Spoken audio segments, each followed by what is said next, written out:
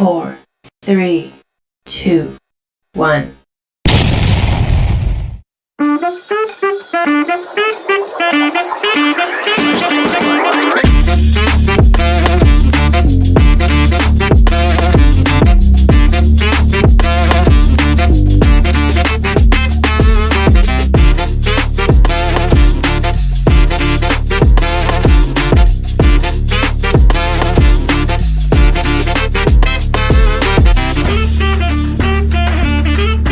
Assalamualaikum warahmatullahi wabarakatuh. Di sini kami dari kelompok 1 kelas 7B yang pengendalian dan penjaminan mutu. Baik, perkenalkan nama saya Dimas Budiamanda dengan NPM 2210-150 dan Perkenalkan, nama saya Maris Molang, NPM 2210-120. Perkenalkan nama saya Ardi SPC Holding NPM 2210100006.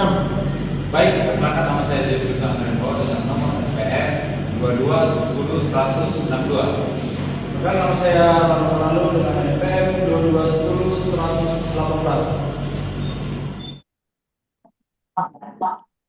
jadi stiker Pak. Oke, Assalamualaikum warahmatullahi wabarakatuh.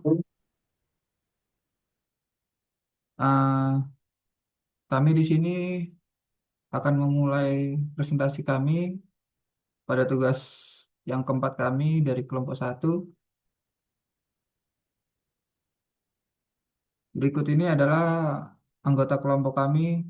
Saya sendiri Mas Manda, ada teman saya Andri Siombing, ada Ronaldo Manalu, ada Maris Situmorang, dan ada Jack Wilson Andian Bau. Oke. Soal tugas dari kami ini, yang pertama adalah membuat FMEA dari membuat telur mata sapi, dan yang kedua FMEA dari cara mengirim email penting. Oke. Untuk yang pertama, ini adalah cara membuat telur mata sapi. Ini ada contoh telur mata sapinya dan ada diagram cara pembuatannya. Selanjutnya, analisis FMA proses menggoreng telur. Voice of customer-nya yaitu telur putih dengan warna kuning di tengah, hasil gorengnya tidak gosong ataupun kecoklatan, gurih, tidak asin ataupun tawar. Penjelasan proses yang di atas tadi, proses menggoreng telur melibatkan beberapa langkah utama sebagai berikut. Yang pertama, memilih telur omega supaya tengah berwarna oranye. Yang kedua, menaruh wajan di atas kompor. Yang ketiga, menuang minyak ke dalam wajan. Yang keempat, memecahkan telur ke dalam wajan.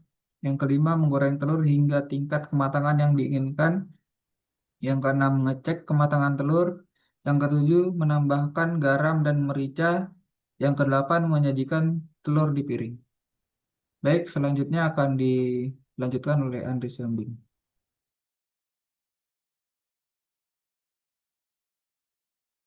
Oke, selanjutnya di sini saya akan membahas dari pembahasan failure mode and effect analysis. Di sini yang pertama ada part and function untuk menaruh wajan di kompor, di mana potensi failure mode-nya wajan tidak stabil atau tidak miring, dan potensi efek or failure-nya dapat menyebabkan minyak tumpah atau bahaya terbakar. Severity-nya itu di angka 8 dan potensinya kompor tidak rata. Adapun occurrence-nya itu di angka 3. Current reset control yaitu cek kestabilan kompor. Deteksinya ada 3. Rekomendasi yang bisa kami berikan yaitu gunakan tatakan datar dan cek posisi wajan. Baru yang kedua ada part and function untuk menuang minyak.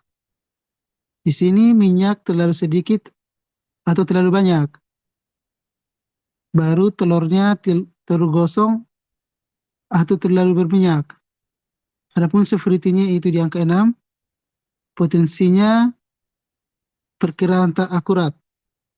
Occurrence-nya di angka 5 Dan current design gunakan sendok ukur. Deteksinya di angka 4. Rekomendasi yang bisa diberikan yaitu tentukan takaran minyak yang ideal. Baru selanjutnya memecahkan telur, potensi failure mode-nya, cangkang masuk, kuning telur pecah. Potensi effect of failure, tampilan jelek, rasa terganggu. Adapun angka severity-nya di angka 5, potensinya kurang hati-hati.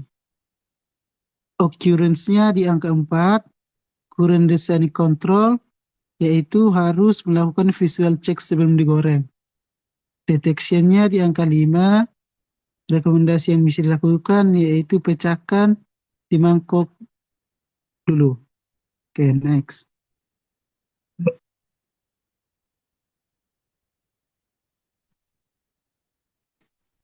Ya.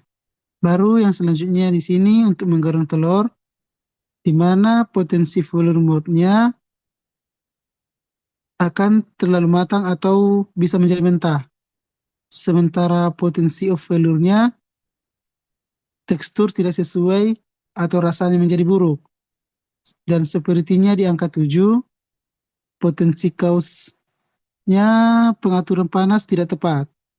Adapun angka occurrence-nya di angka 6, dan current design control yaitu lihat warna putih dan kuning telur. Deteksinya di angka 4, rekomendasi yang bisa dilakukan yaitu gunakan timer dan kontrol suhu. Baru yang selanjutnya untuk mengecek kematangan, di mana potensi failure mode-nya salah menilai tingkat kematangan. Potential effect of failure, hasil tidak sesuai selera. Angka sepertinya berada di angka 5, potensi cause failure-nya tidak tahu standar kematangan. Adapun occurrence-nya di angka 5, current design controls-nya pengamatan visual. Deteksinya di angka 5, rekomendasi yang bisa dilakukan, tentukan standar kematangan yang jelas. Baru selanjutnya untuk menambahkan garam dan merica, potensi failure mode-nya terlalu asin atau bisa juga menjadi hambar, sehingga rasanya tidak enak.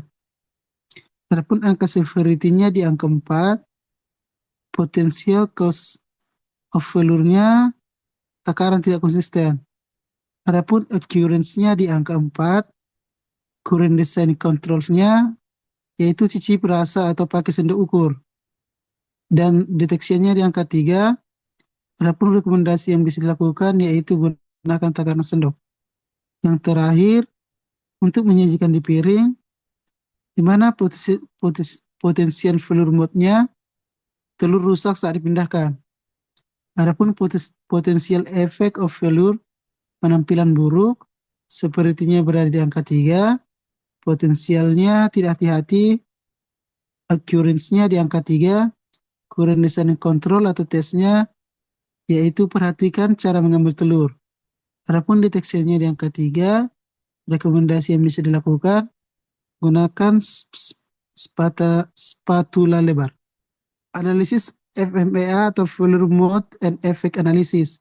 Keterangan nilai severity atau S, occurrence atau O, dan detection atau D digunakan untuk menghitung RPN atau risk priority number dengan rumus RPN sama dengan S dikali O dikali D.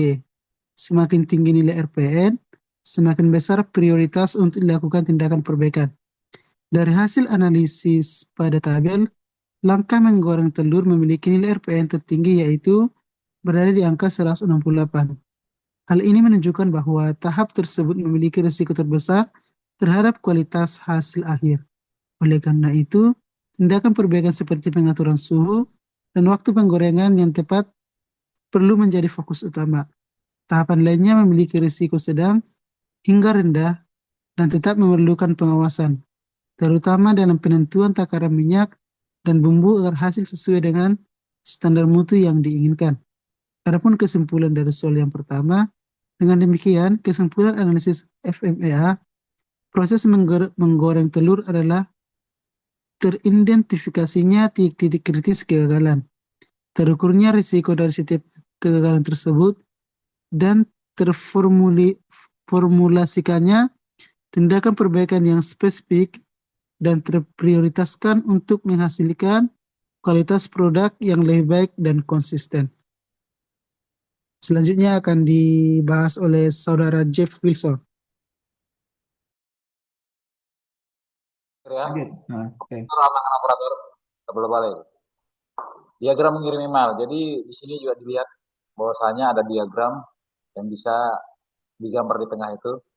Dimulai dari tahap pertama itu mulai, lalu kita membuka aplikasi email. Seperti halnya biasa kita membuka email, lalu klik email baru, penambahan email, lalu lampirkan file penting jika ada. Artinya dalam pengiriman itu, jika dibutuhkan, lampirkan file-file seperti adanya PDF, Word, dan lain sebagainya yang menjadi bahan pertimbangan. Kemudian setelah sudah semua terisi dan sesuai, kita cek kembali. Jika iya, maka kita klik kirim. Maka email akan terkirim dan selesai. Seperti yang dijelaskan di sana juga, bahwasanya dalam analisis SMA, proses mengirim email itu sangat penting, di mana yang pertama, email harus selalu sampai tujuan tanpa tertunda. Yang kedua, informasi di dalam email harus jelas dan mudah dipahami. Yang ketiga, email harus dikirim kepada penerima yang benar. Yang keempat, lampiran yang penting harus terikut dan dapat dibuka. Yang kelima, tidak boleh ada kesalahan penulisan alamat email.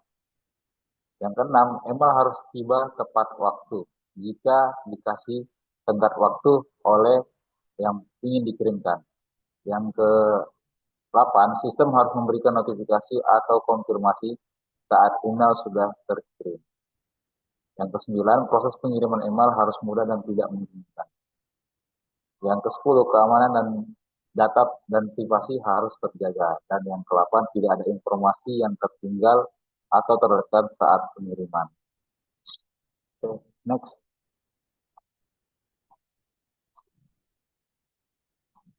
Nah, next. Lanjut. Karena tadi sudah dijelaskan.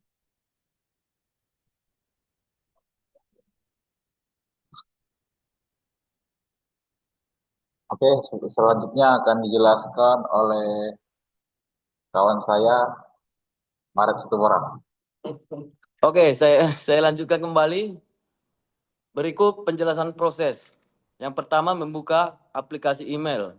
Dengan cara mulailah dengan membuka aplikasi email yang akan digunakan, seperti Gmail, Outlook, atau aplikasi email lainnya. Dan yang kedua, membuat email baru. Dengan cara klik tombol tulis atau komposi untuk memulai email baru. Dan berikut yang ketiga, menentukan penerima email dengan cara isi kolom kepada dengan alamat email penerima yang benar dan sesuai. Dan yang keempat, menulis subjek email. Dengan caranya, tuliskan judul ringkas yang menggambarkan isi email untuk menarik perhatian penerima. Dan yang berikut, menulis email. Dengan cara pastikan isi email jelas, sopan, dan mencakup informasi penting ingin disampaikan. Dan yang keenam, menambahkan lampiran atau jika perlu. Kalau jika perlu, dengan cara jika ada berkas pendukung, jangan lupa untuk melampirkan file dengan menggunakan tombol lampirkan. Dan yang ketujuh, memeriksa kembali email. Review kembali alamat penerima, subjek, isi, lampiran untuk menghindari kesalahan. Dan yang 8, mengirim email. Klik tombol kirim untuk mengirim email. Dan yang ke-9, konfirmasi pengiriman. Pastikan email terkirim dengan memeriksa folder dengan tulisan terkirim atau notifikasi dari aplikasi. Setiap langkah yang penting untuk memastikan email penting sampai dengan benar dan mengurangi risiko kesalahan pengiriman. Next. Oke. Baik, saya lanjutkan kembali. Product name email. Subsystem name mengirim email penting. Komponen part and function. Potential failure mode. mengirim email penting, email tidak terkirim. Mengirim email penting, email terkirim ke orang salah. Mengirim email penting, lampiran tidak terlampir. Mengirim email penting, isi email tidak jelas. Potential effect of failure, informasi tidak sampai ke penerima. Data sensitif bisa bocor, informasi tidak lengkap, pesan disalahpahami. Severity, potential cause mechanism of failure, koneksi internet buruk, salah alamat, error system, salah memilih alamat penerima, lupa attach, sistem gagal upload, kurang penjelasan, typo atau error penulisan. Assurance 4234, current design control or test, cek koneksi, konfirmasi, alamat email valid, form validasi, konfirmasi sebelum kirim, notifikasi lampiran sebelum kirim, spell checker, review sebelum kirim, detection 3253, recommend action, gunakan jaringan stabil, double check alamat, implementasi verifikasi penerima, validasi file sebelum pengiriman reminder, review email lebih mendalam. RPN-nya ada 108, 40, 105, dan 72.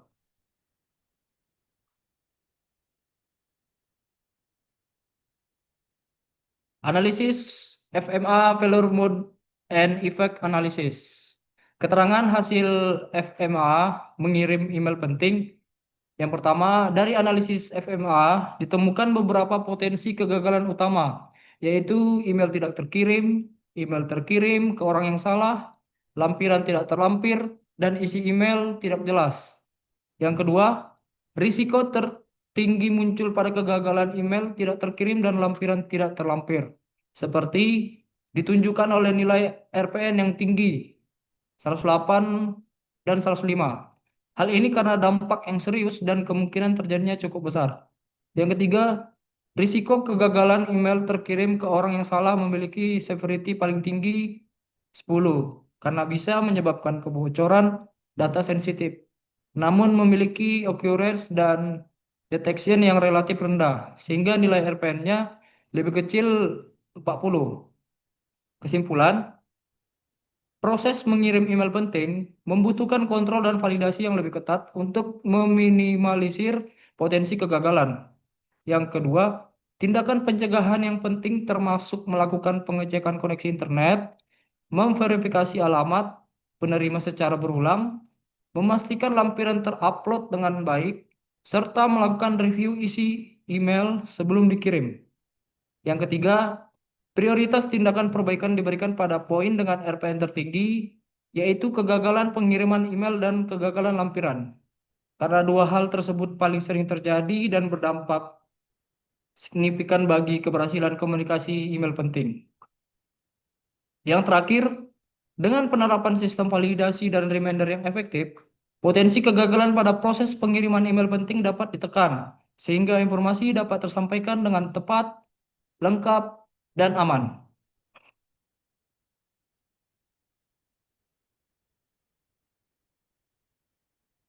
Mungkin itu saja presentasi dari kelompok 1 yang bisa kami sampaikan. Kurang lebihnya kami mohon maaf. Selamat malam. Wassalamualaikum warahmatullahi wabarakatuh. Jadi cukup sekian presentasi yang bisa kami bawakan dari kelompok 1. Itu saja. Wassalamualaikum warahmatullahi wabarakatuh.